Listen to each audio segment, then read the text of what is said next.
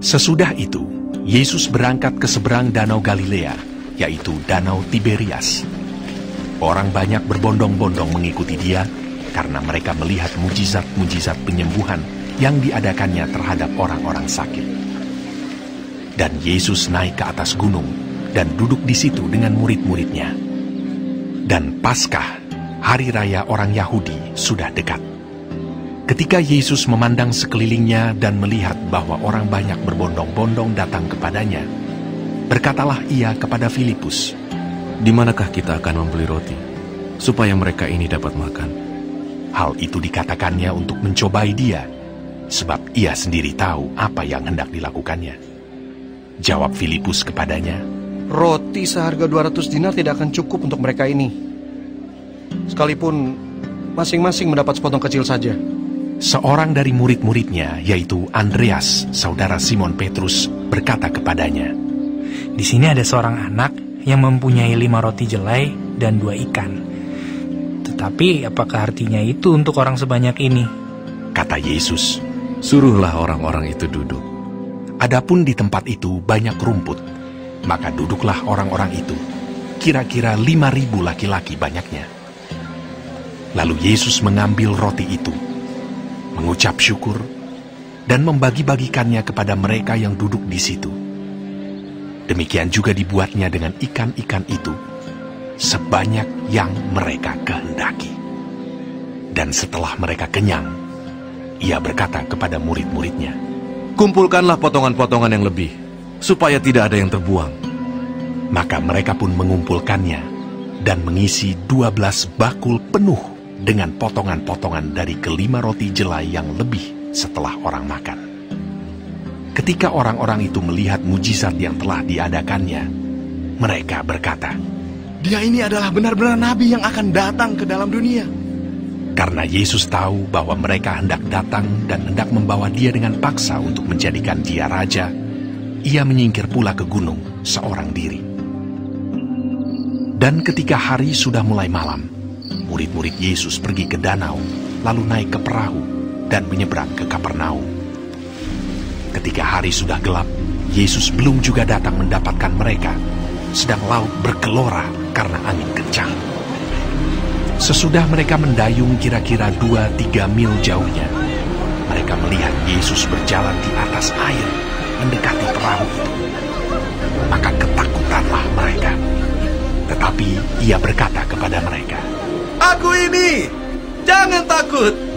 Mereka mau menaikkan dia ke dalam perahu, dan seketika juga perahu itu sampai ke pantai yang mereka tujui.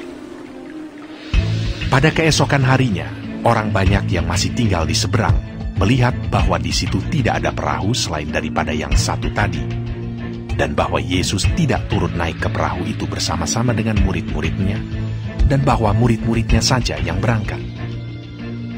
Tetapi sementara itu, beberapa perahu lain datang dari Tiberias dekat ke tempat mereka makan roti sesudah Tuhan mengucapkan syukur atasnya. Ketika orang banyak melihat bahwa Yesus tidak ada di situ dan murid-muridnya juga tidak, mereka naik ke perahu-perahu itu, lalu berangkat ke Kapernaum untuk mencari Yesus. Ketika orang banyak menemukan Yesus di seberang laut itu, mereka berkata kepadanya, "Rabi, bila mana engkau tiba di sini?"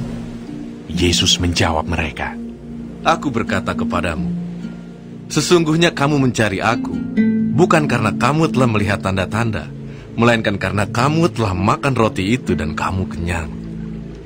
Bekerjalah, bukan untuk makanan yang akan dapat binasa, melainkan untuk makanan yang bertahan sampai kepada hidup yang kekal, yang akan diberikan anak manusia kepadamu.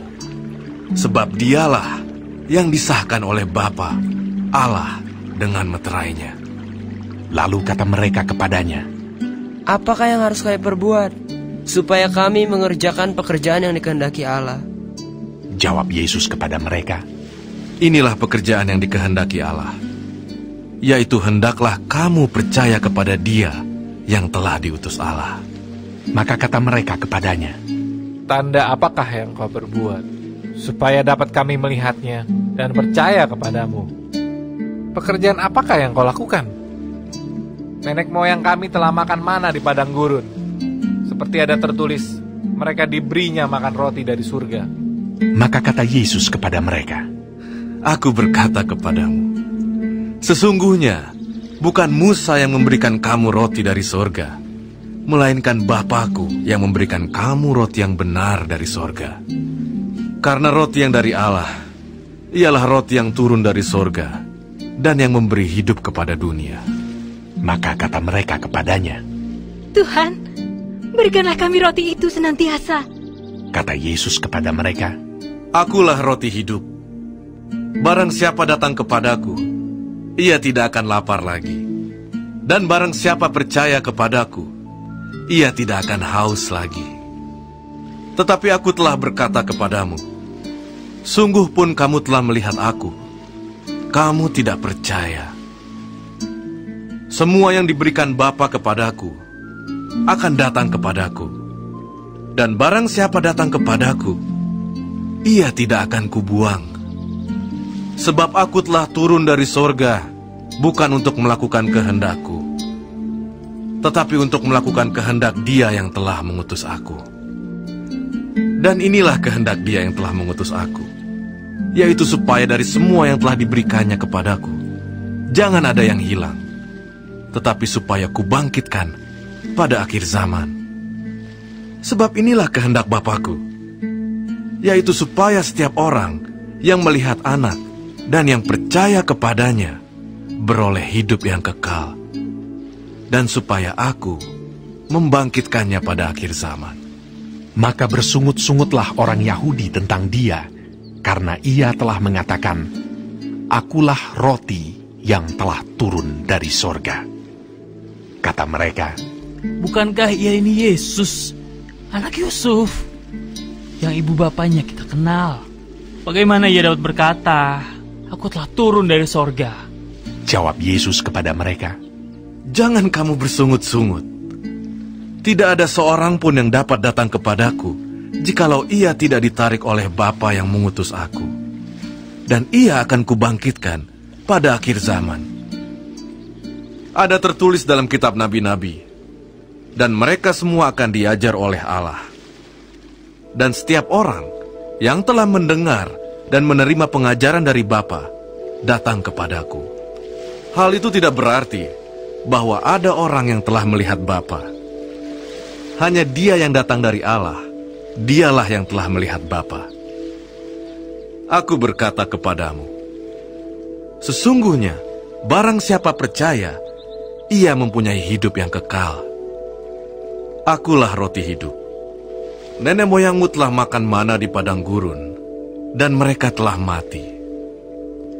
Inilah roti yang turun dari sorga.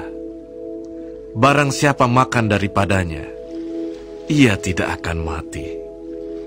Akulah roti hidup yang telah turun dari sorga. Jikalau seorang makan dari roti ini, ia akan hidup selama-lamanya.